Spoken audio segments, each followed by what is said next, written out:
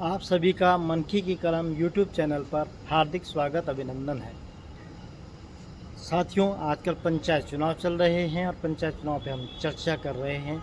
मैं अपने स्थानीय जो सीटें हैं जिला पंचायत की, उस पर बात कर रहा हूं।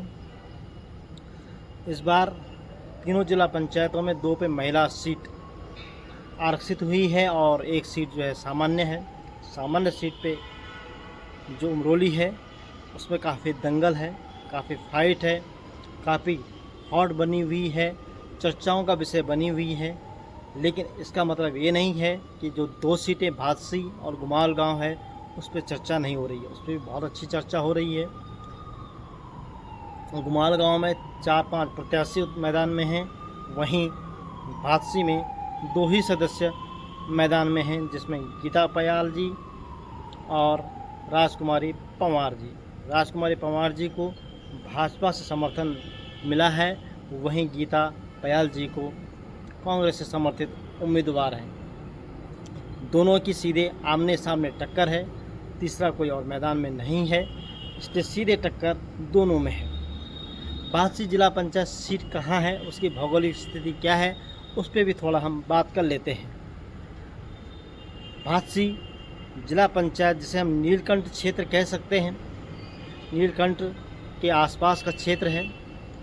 यह गरुड़ चट्टी से शुरू होकर के एक तरफ गैंड खाल माला और दूसरी तरफ सीधे से रूट पे जाते हैं तो पातली बिनक तक, खेड़ा तक यह सीट है, जिसमें कई बड़ी बड़ी ग्राम सभाएँ हैं।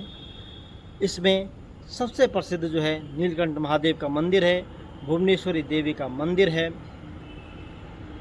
चौंडेश्वरी देवी का भी मंदिर है और इसमें सबसे ज़्यादा जो है होटल, रिजॉर्ट और कैंप हैं।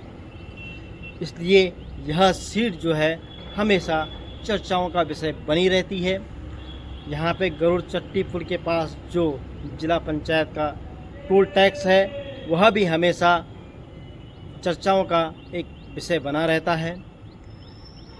इन सब के बीच में यह क्षेत्र, मैंने जैसे बताया, कैंप रिजॉर्ट के लिए है, तो उसके लिए भी यह क्षेत्र चर्चाओं का विषय बना रहता है। यहाँ का जिला पंचायत भी सदस्य जो होता है उसके सामने कई समस्याएं होती हैं, खास करके कांवड़ मेले के समय में, यात्रा सीजन के समय में, नीलकंठ में साफ़ सफाई की व्यवस्था के समय में। ये तमाम समस्याएं यहाँ पे होती हैं। स्थानीय सड़कों की समस्याएं हैं और न जाने कितनी समस्याएं होती हैं।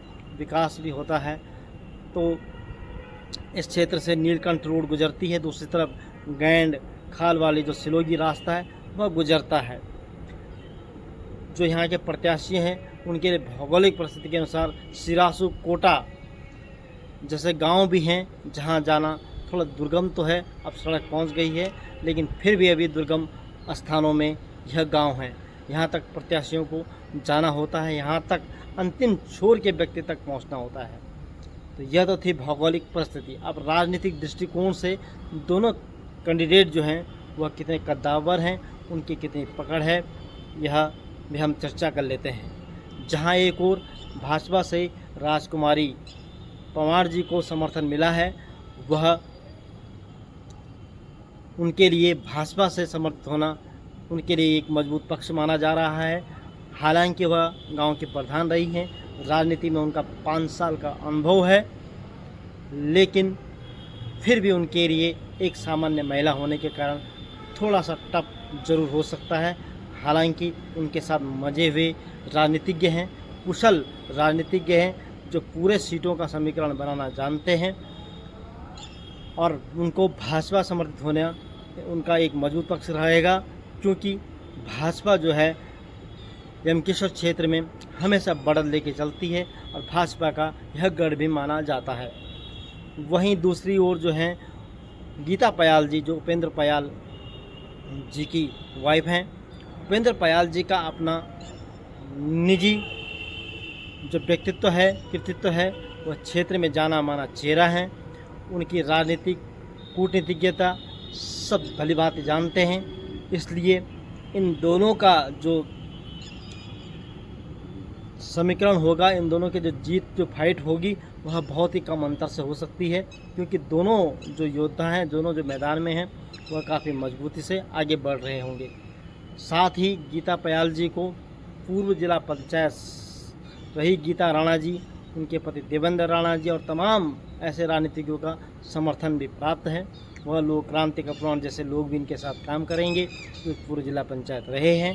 तो इनकी सीट जो है थोड़ा इनके लिए ये चीज़ें आसान रहेंगी, लेकिन इन सब में सबसे ज़्यादा जो है वह जनता सर्वोपरि है, जनता जनार्दन है। जनता किसको अपना मत देती है, किसको अपना सिरमौर बनाती है, किसके लिए जनता के लिए कौन सबसे ज़्यादा मुफीद है, यह तो भादसे की जिला पंचायत के लोग मतदाता निर्भर करेगा, उनके ऊपर निर्भर करेगा वो किसको इस बार अपना जिला पंचायत सदस्य देखना चाहते हैं। हिंडोला बाज़ार जो है, जिसको द्यूली बाज़ार के नाम से जाता है, वहाँ पे तमाम समस्याएं रहती हैं, उनका निराकरण करना होता है। अन्य गांव हैं, कहीं जगह सड़कें नहीं हैं, तमाम चीज़ें हैं। इन सब बिंदुओं पे, इन सब चीज़ों पे लोगों का तमाम मुद्दे हैं, उन पे लोगों की अपनी राय हो सकती है। तो अब हम देखेंगे कि किस तरह से भादसे जिला पंचायत में ये जो दो चिर प्रतिद्वंदी रहेंगे, आमने सामने हैं, तीसरा कोई नहीं है। इससे लड़ाई जो है वो सीधे सामने की है। तो अब हम कल की बात करेंगे उमरोली जिला पंचायत में, जिसमें कई कद्दावर नेताओं ने अपनी साख लगा रखी है और इस बार यह सीट, उमरोली सीट जो है काफ़ी हॉट मानी जा रही है। तो कल के विषय पे हम बात करेंगे उमरोली सीट की। आज हमने चर्चा की है भादसे की, भादसे में क्या कुछ समस्या हैं और आपको क्या लगता है कि भादसे से कौन जीतेगा, भादसे से किसका समर्थन सबसे ज़्यादा किसको मिलेगा, यह आप कमेंट के माध्यम से ज़रूर बताइएगा, क्योंकि हम इन सब के आकलन के बाद एक चर्चा का विषय बनता है, एक हम लोगों को करना भी चाहिए, क्योंकि ये 5 साल के जो छोटी सरकारों का चुनाव होते हैं, यह क्षेत्र के विकास के लिए बहुत महत्वपूर्ण भूमिका निभाते हैं और छोटे छोटे विकसित कार्य पूरे ब्लॉक को, पूरे क्षेत्र को, पूरे राज्य को, पूरे देश को आगे बढ़ाने में अपना योगदान देते हैं। इसलिए आप भी ज़रूर स्वस्थ चर्चा में प्रतिभाग कीजिएगा, अपने किसी पे कटाक्ष नहीं, बल्कि क्या संभावनाएं हैं, तुम्हें क्या लग रहा है, कौन मजबूत है, कौन कमज़ोर है, कौन आगे सीट निकल रहा है, उसकी एक स्वस्थ चर्चा करते हुए आप कमेंट के माध्यम से डाल सकते हैं। और आप कहाँ से देख रहे हैं ये भी बताइएगा। फिर मिलते हैं हम कल की वीडियो में, तब तक के लिए आप सभी का नमस्कार, आप सभी का दिन शुभ हो। इन्हीं शुभकामनाओं के साथ कल फिर उमरोली जिला पंचायत के दंगल में हम उतरेंगे। धन्यवाद।